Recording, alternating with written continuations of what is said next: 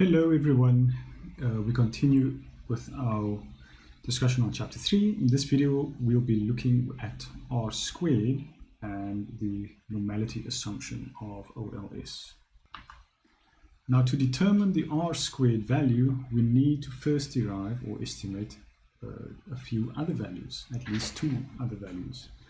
We'll be using the total sum of squares, the explained sum of squares, and the residual sum of squares, which are defined on the slide over here.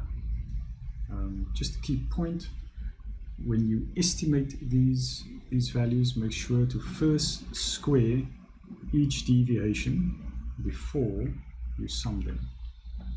Okay, with that caveat out of the way, also note that the total sum of square is given by the addition of ESS, the sum of ESS and RSS, the explained sum of squares and residual sum of squares. Alright, so what do these concepts mean in a practical sense? What is TSS, ESS and RSS? Okay, so this graph tries to shed some light on that. So what you're given here is a sample regression function, the SRF, that's the estimated regression line for some set of data on two variables x and y. You're also here given the mean value of the y observations. So that's just a straight line because that's just a single value. It's a constant, the mean of y. And you are given a data point, yi, for some value of xi. All right. Now, the total sum of squares is determined by taking the deviation of the yi and the y bar, as shown on this slide over here. So yi minus y bar, which is this gap, the gap between the observed y value and the mean of all the y. So you find that difference for each and every yi, and for each value of y, then you sum up all those, you square each individual deviation, then you sum all of those, and that's how you obtain TSS. Okay, in the case of ESS, explained sum of squares, we look at the difference between the yi hat, let's just go back to the formula, difference between yi hat and y bar. So yi hat would be the estimated value for yi, so it lies on the regression line, and of course y bar is the constant over here. So the difference between those two will be the explained sum of squares. Here it says due to regression. Some texts would call this the RSS as well, which can be a bit confusing. We'll call it ESS, explained sum of squares. And again, for each and every yi hat that you've estimated, each point on the regression line, you'll take the difference between it and y bar, square them, and that is for each xi value, square them, those deviations, and then sum those squared deviations to obtain ESS.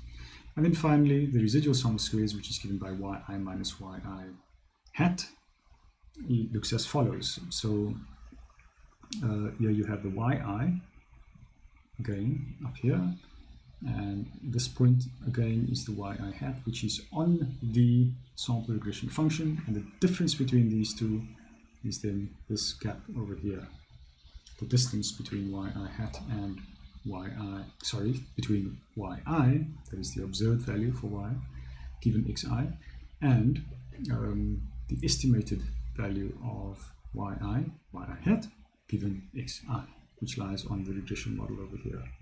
So you take that difference, you find the same difference for every single value of xi, and you square those deviations for each xi, and you sum those square deviations to obtain RSS, residual sum of squares. All right. So why is this useful? Well, because using those values we can determine R squared and R. R squared being the coefficient of determination and R being the correlation coefficient. And we often think of R squared as a measure of the goodness of fit of a regression model. And the definition of R squared is given over here. It's the ratio of ESS and TSS. In other words, the explained sum of squares divided by the total sum of squares. Another way to think of this is that we are determining how much variation, how much of the total variation is explained by the regression model. So if that's a high value, it means that R squared is high. It means that a lot of the variation in the data are explained by the regression model, and therefore we have a relatively good fit, at least in theory. Okay, so this table just shows you how to compute the TSS, RSS, and ESS, and using those computed values, how to determine R squared and then R. But just to note that R is simply the square root of R squared, either positive or negative square root of R squared. Okay, so to determine each value in each row over here, you simply apply the formulas given in the columns above, and then to determine these values, you simply sum the values, total values for each column. So recall that this is the definition of RSS, that is the y, the observed y's minus the predicted y's, that's the residual sum of squares.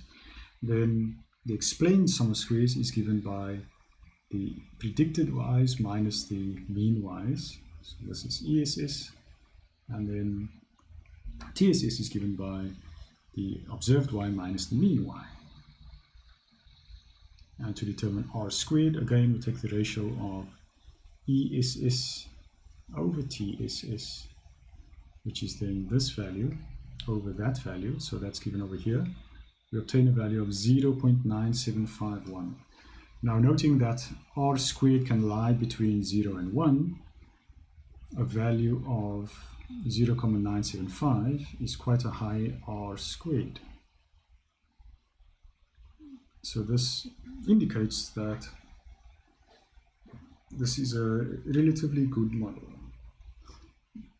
if we only use this measure. Please note this is just one measure, and it's a very crude measure of whether a model is good or not. All it really tells you is that these two variables are highly correlated.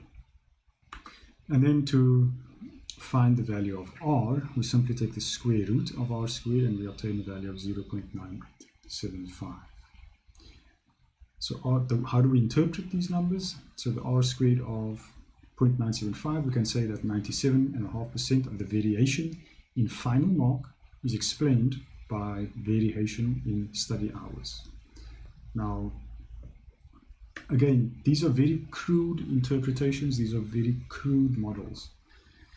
Clearly, it is not the case that 97.5% of the variation across students in their final marks is explained purely by study hours. Many other things matter for the variation in final marks.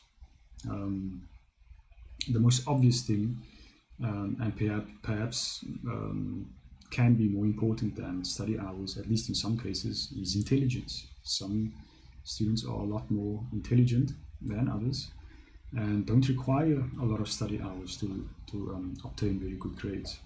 And of course there are other factors. There's level of education, not level of education, but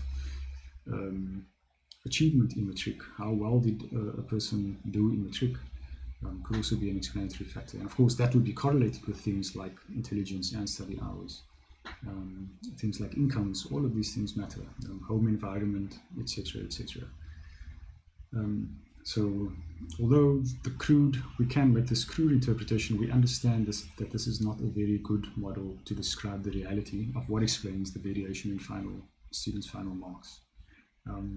But at least we can take comfort in the fact that there is this strong correlation between study hours and students' marks, because we would like that to be the case. At least if it's a very good course. Good courses tend to have this outcome, where to do well in the course, you need to put in some effort and study. Okay, then there's the R, which just tells us that there is a positive and strong relationship between ours and the final mark. So a high R value, firstly a positive R value tells that there's a positive relationship, and a high R value, which ranges between -1 and 1, tells us that there's a strong relationship. Now the value of R, or at least the sign of R, whether it is negative or positive, will depend on the slope of the regression function. If the slope is negative, then R is negative. If the slope is positive, R is positive.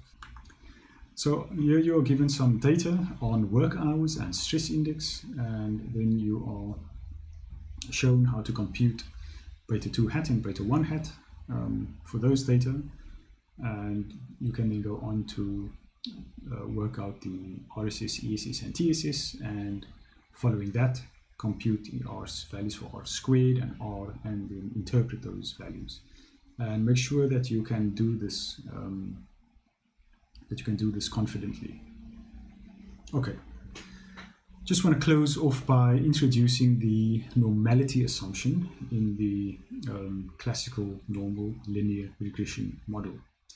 So this is just an additional assumption that we make about the error terms. We're saying that the error terms are normally distributed. So remember, this is an assumption on the data generating process, on the population data. And the reason we introduce this assumption is because when we do, we can go on to assume that the estimators are normally distributed. And we can do that because the estimators are indeed functions of the errors. And they are functions of the errors because they are functions of the y's. And you'll recall from Appendix A that a linear combination of normally distributed random variables is itself normally distributed. So we can invoke that assumption, or well, that property over here to claim that beta 1, if we assume that the UI are normally distributed, we can assume that beta 1 hat and beta 2 hat are normally distributed. And the reason why that is useful, because it allows us to use our normal inference tools. Specifically, we can use these standard statistics to do inference on beta 1 and beta 2. And this is why we went through what we went through with Appendix A, so that we can do this. We can use the t-test statistic, the chi-square statistic, to do inference on beta 1 and beta 2. And again, these distributions are dependent on, are comprised of normal distributions. So this is why we invoke the normality assumption of the error terms. Okay, and we've now concluded chapter 3. Thank you for your attention.